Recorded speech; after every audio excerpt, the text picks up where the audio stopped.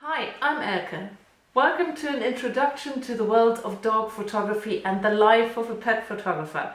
First of all, I would like to tell you how I got into photography, as I think it might give you some motivation to get your camera out and to shoot and to believe in yourself, because I most definitely didn't believe in myself years ago.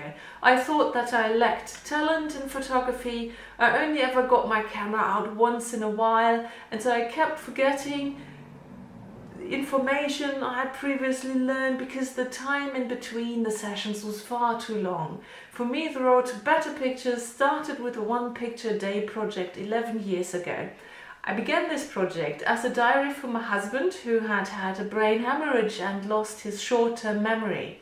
The project was also a way for me to have a creative outlet and to try to keep up a bit of normality during this really stressful time. Fortunately, my husband recovered fully and was back home and healthy again after only a few months. But the project lasted much longer. I took pictures every day and put my favorite of the day on the internet. Slowly but continuously, I improved my photography skills. Of course, my dogs were my favorite subjects because they were my companions, my hobby, and what little spare time that I had I spent with them. After a while, more and more people asked me if I could photograph their dogs too. And stressful times make you think about what you want in life, and that's when I decided to create my business, register myself as a photographer, and spend more time doing what I love. If it hadn't been for all these stress factors, I wouldn't have had the courage to pursue this path. I made many mistakes along the way, and there's still a great deal that I have to learn. I never thought that things would turn out the way they did. I'm now working full-time as a commercial and editorial photographer with publications worldwide, specializing entirely in pet photography, which I love the most. I'm making a living for 2 humans and 3 dogs. It is a dream come true, and it is my silver lining story, if you like. I do put a lot of time and effort into it. The path to a full-time career took a few years to develop, and absolutely nothing happened overnight for me.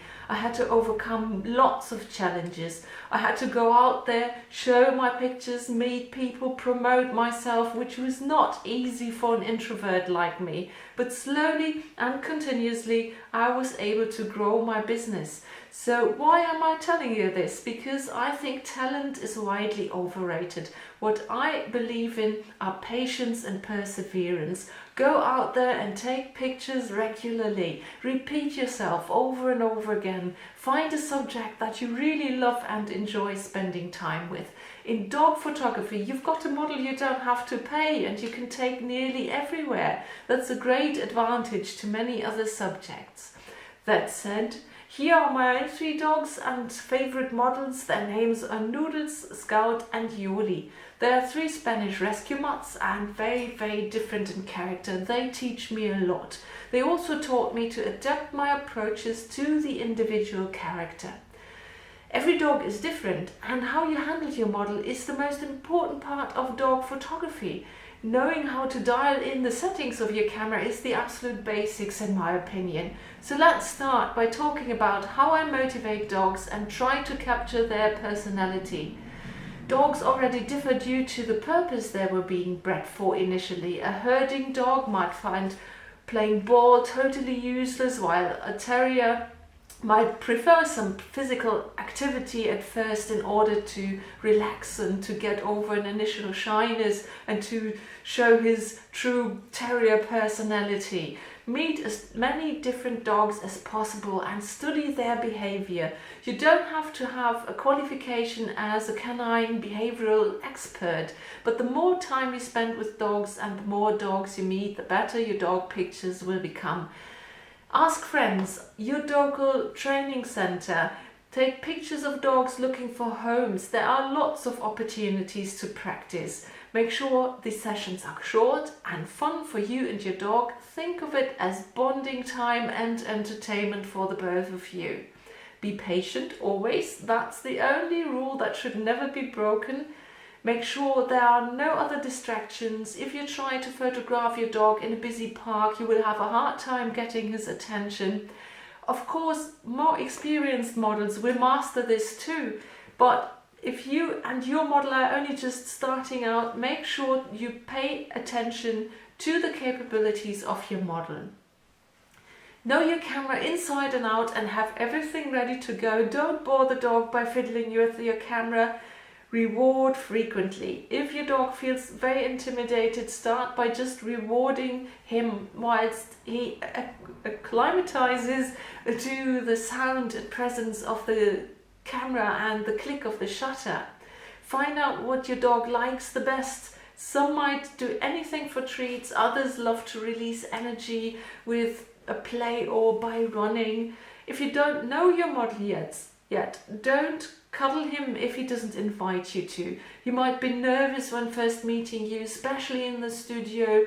Give him some time to get used to you, the atmosphere, and to smell around and to get to know the new place. Some dogs might find the studio atmosphere to be very scary. Therefore, with these dogs, it might be better to do the photography session outdoors.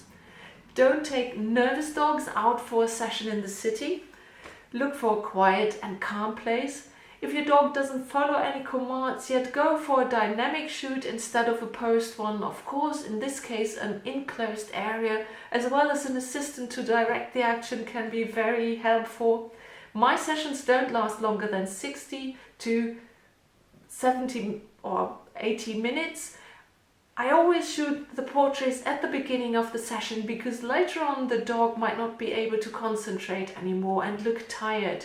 Furthermore, the dog might be panting with his tongue out, which is not beneficial for elegant portraits.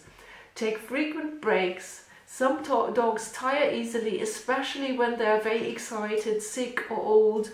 Make sure your session is adapted to your individual model's age, health and fitness. The key is patience, a calm and positive attitude, repetition and lots of bribery.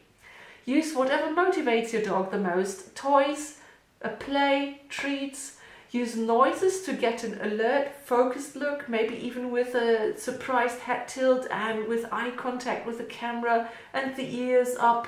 Start every noise at a very low volume. This usually works better than loud noises. Some dogs have favorite words, which make them react to with a cute head tilt, while some puppies still find everything interesting, like whispering, for example. You need to have a more surprising sound for cooler dogs. For those, I have a collection of noisemakers like kazoos, musical instruments, or a phone app with animal noises, whatever you can hold in one hand. Of course, sounds are only important to get the attention.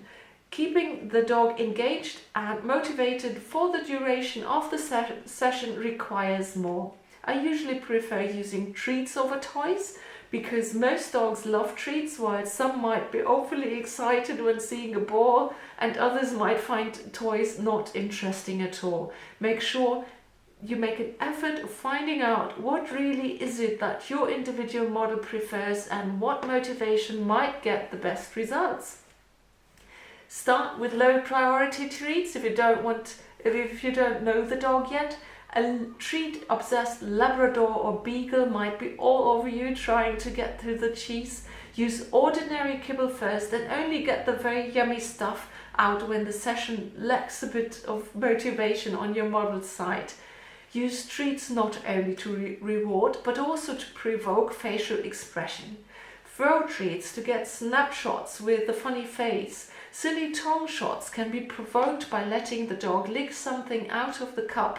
Let the dog lick, pull the cup away and immediately shoot. There are very few dogs who just don't care about anything. No noises, treats, action or toys. Like this guy here. Those are the real challenges. This very ignorant looking dachshund couldn't have cared less about anything I offered him. He just wanted to explore my studio and he didn't sit still for portraits at all. So I asked the owner, what does he like? And she finally said, well, he just loves to have his back scratched. And this is what's happening here. The owner scratches his back with a hand hidden behind a red couch. This made the dog stay in place. I got relaxed shots of the dog looking into the camera because all of a sudden he was not distracted by my studio anymore, but he enjoyed the back scratch. This picture and pose could, in a humanized way, also be interpreted as the ignorance of a dachshund. Often enough, the dog's emotion or character in the picture can also be a result of our interpretation of it. Learn to see these poses and use them to portray character. So every dog got its weakness, and every dog I meet teaches me a new trick in some way. Remember, we are dealing with a living being which has its own mind, and sometimes we are lucky when we capture a good standard portrait of an energetic, young or super hectic or even very shy dog. So here are a few things which are helpful to get a decent standard dog picture in any situation. When we work with dogs, we have to make decisions quickly. A dog moves, and when we see a situation which we find worthy of being photographed, we have to act immediately. Of course, a zoom lens is helpful as it is more flexible and you can get a nice composition even when the subject is moving. A great choice of lenses on a full format camera are the 24 to 70 and the 70 to 200 millimeters zooms. If you want to show the dog in its surrounding or portray the pet in a more comical way, use a wide-angle lens to get a quirky distortion of the face. For example, a focal length of around 24 millimeters is great for this. For more elegant shots, I choose a telephoto lens with a focal length from 75 millimeters upwards. This is another way to try to capture or create personality in your pictures. With a combination of a long focal length and a large aperture, you can separate your subject from the background with a narrow depth of field, for example with f2.8 at 200 millimeters. This is the easiest way to avoid a cluttered background and to present your dog as the main star of the image. Shoot from the dog's eye level or even below for a personal, direct, emotional shot. Make sure the eyes are sharp by avoiding motion blur or camera shake by using a fast enough shutter speed. For portraits, use a minimum of 2/100ths of a second. With a more hectic dog, I would choose a shutter speed of at least 4/100ths of a second, even for portraits, to be on the safe side. And to freeze fast action, use at least 1/1000th of a second. But I will add a few more words about action photography later on. The continuous focusing method with your single focus point on the eye will make sure the eyes are sharp even when the dog is moving. Leave some space in the direction of the gaze or movement. It gives balance to the composition and makes sure your viewer doesn't feel claustrophobic looking at your picture. Make sure your dog is pleasantly lit and the conditions are bright enough to be able to freeze the action without losing image quality by a too high ISO. When you stick to these principles, you will very likely come up with a decent dog portrait. But of course, always ask yourself, how can I make my picture more interesting or surprising? Maybe by doing the exact opposite of one or two of these principles. There are many photographers out there, and if you would like to stand out from the crowd, being different is the key. I like to keep it simple in many ways. It allows me to do what I love and forces me to be more creative. For example, I swapped my heavy and bulky DSLR equipment for mirrorless cameras of the Fujifilm X system. This way I enjoy having my camera with me again, and as I have some kind of motivator like a treat or toy or noisemaker in my other hand, I prefer lightweight and not too bulky equipment. My most successful pictures were even shot with a compact camera, as I had to be more creative to come up with something interesting. I usually shoot with only one strobe to make sure that even less confident dogs don't get scared. To direct light to the contours of the dog, I use reflectors, which are cheap and versatile too. In the studio, I position the dog on an elevated platform to restrict the space and make sure he sits where I want him to be.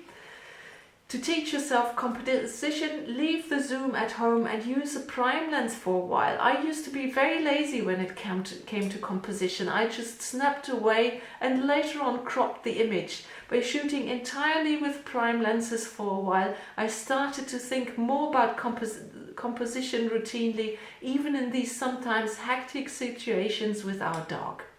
I've got a garden where I take lots of pictures. I often think that I already photographed every inch of this garden, but since I keep on taking pictures at this limited location, I have to be creative and find new approaches, perspectives and opportunities. This teaches me a lot about finding photogenic places in locations which might not look photogenic at first glance.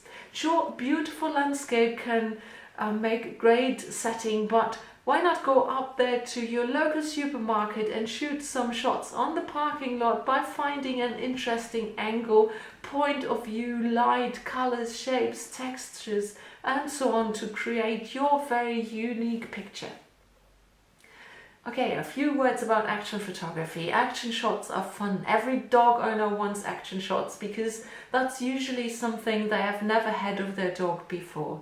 Lots of people nowadays only have phone pictures of their dogs, and phone cameras are still not very good at capturing action. You can be the one who does this for your client if you are a pet photographer, but also for the hobby photographers. Here are a few tips about photographing dogs in action. The speed of dogs can be very different. As said, I would recommend a shutter speed of at least 1/1000th of a second for fast dogs. An old Great Dane can be very slow and you won't need such a fast shutter speed for this. Nevertheless, I would recommend a shutter speed of not slower than 800ths of a second, even for old and slow dogs. Use the continuous focusing method to keep the moving subject sharp as you track it. Try to keep the focus point on the eye of the dog. It does require practicing and there will be out of focus shots, but it will get better, trust me. Pet eye recognition is a feature now offered by a small number of cameras which might work well for portraits, but sometimes can still be a little bit hit and miss for action photography. But have a look into it if you are okay with your camera making decisions. Use burst mode, also called continuous shooting mode, to shoot several shots in a row while keeping the shutter release pressed. But don't use the highest frame rate for a running dog. A lower frame rate may be more accurate. And who needs 14 pictures a second which look more or less the same? 3 or 5 images per second are great for running dog and might be more precise and give you more control. Switch off the image stabilization function. It slows down your system and is counterproductive when using fast shutter speeds. Shoot in bright weather conditions. Your camera will have a hard time trying to focus on a black dog running in a dark forest on a dull day. Our subject, the dog, has a huge influence on our camera's focusing capabilities. Your camera will have more difficulty focusing on a brown dog with brown eyes. That's even more difficult than focusing on a black dog with brown eyes because there's more contrast on the eyes with a black dog with brown eyes. A super easy target for your focusing system could be a black dog with blue eyes because it offers the most contrast. That said, don't make the choice of your canine family member dependent on your photography needs. But it's good to know, as sometimes focusing problems and blurry pictures can be very disappointing and discouraging. If you have a difficult dog to photograph, be happy to be able to practice and see it as a chance to become very good at it. Consider switching your camera to focus priority instead of release priority. Here your camera only takes a picture when it can find focus. This might slow down your burst mode while the camera is still struggling, and of course your camera might have found focus on the wrong spot. But still, in my opinion, by using focus priority, You learn to be more accurate and concentrate more than just letting the frames run out of control and just hope for the best. Avoid direct backlight when shooting action pictures. If you want to use backlight, make sure the light does not directly fall into your lens. Use a lens hood and position the dog slightly off the sun. If you photograph several dogs in action, don't zoom in too much and use a smaller aperture in order to have more depth of field and try to have all dogs in focus. Of course, this depends on the difference of the distance between the dogs and the camera. If you have one dog directly in front of your lens and another one 10 meters away from you, the necessary settings like a very small aperture but still fast shutter speed will be a challenge to achieve. Position the dogs at a similar distance to the camera.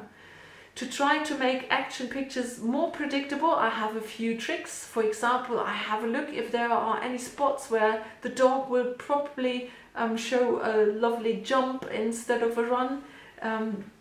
Like in this picture where Scout jumps over a concrete path between two patches of grass.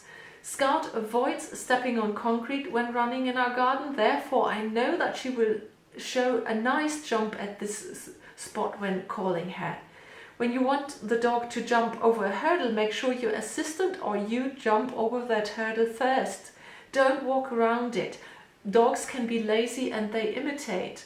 Try out different kinds of action, like jumping, running towards the camera or parallel to it, shaking, rolling, snapping and so on, to have a versatile set of images. A few more words about light. I think light is important, but whether you prefer sunlight or shade is really not a question of wrong or right. It is a question of personal preference. When taking pictures in the sun, make sure it's the early morning or late evening light, when the sun is low in the sky and the color temperature warmer and the light not as harsh. You will avoid harsh shadows, for example under the chin of the dog, and the warmer color gives the fur a beautiful shine. Even on an overcast day, the light has a direction, which means the sun is shining through the clouds. To get the most even lighting on the dog and to have most contrast, face the dog towards the most light is coming from. That is towards open space and not facing dark woods, for example. Personally, I only ever shoot in the shade on an overcast day or with backlight in the evening or early morning. Thus, I avoid harsh shadows or the dog squinting. One thing I always try to avoid is having a mix of light and shade on the fur of the dog. Some words about taking pictures of black dogs. Black fur doesn't reflect as much light as lighter colored fur, therefore we need more light to photograph a black dog. It is advisable to take action shots of black dogs in the sunny weather with the sun very low in the sky and the dog running towards the light. When the dog is in action and maybe chasing a ball, the eyes will be wide open despite the sun, and the fur and eyes will be brightly lit and give a good contrast for our focusing system. But when the sun illuminates the black fur, there can be pitch black spots in the shaded regions and bright spots where the sun fully hits the fur. If you want to avoid this for your elegant portraits because you would like to retain the beautiful velvety and smooth look of your dog's fur, make sure to photograph your portraits in the shade or on a bright overcast day. And if you shoot in the studio, use a large diffuser positioned near to the dog to get smooth light. When shooting in the automatic exposure mode, letting the camera decide everything for itself, the camera will turn a black dog in front of a black background into an 18% grey dog. Our camera is a machine, and if not told otherwise by the photographer, it will turn the world into 18% grey, because that's what it was programmed to do. The automatic exposure mode would lead to a properly exposed image of a brown dog on green grass, because that's more or less converted into monochromatic tones, 18% grey. But as said, that's not the case for our black dog in front of a dark background. Therefore, learn to dial in the settings yourself, take a test shot and adjust your settings accordingly, or use the exposure compensation mode by telling the camera to underexpose a stop or two for your black dog in a dark surrounding. The opposite applies to a white dog in the snow. With the automatic exposure mode, you will get a picture of a grey dog in grey snow. Here you will have to dial up the exposure to overexpose your image. Under and overexposure doesn't mean wrong exposure here, it just means correcting the camera to capture the world as it is, or how our brain interprets it to be, and not how our camera was programmed to do. To make a black dog stand out from the background, choose a light-colored background. But, of course, when done properly, black on black can be very beautiful. In this case, make sure there's enough light on the dog from all sides. Use reflectors if necessary. The contours of the dogs should be adequately lit to contrast against the black background. To make a white dog stand out from the background, choose a dark one. But again, when done properly, tone and tone is a wonderful choice as well.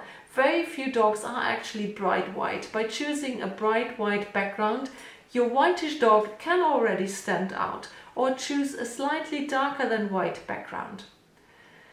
To me, the best way to improve your photography, and most of all your eye for detail, is to start a picture series. Find a common theme for a project and try to tell a story with your pictures.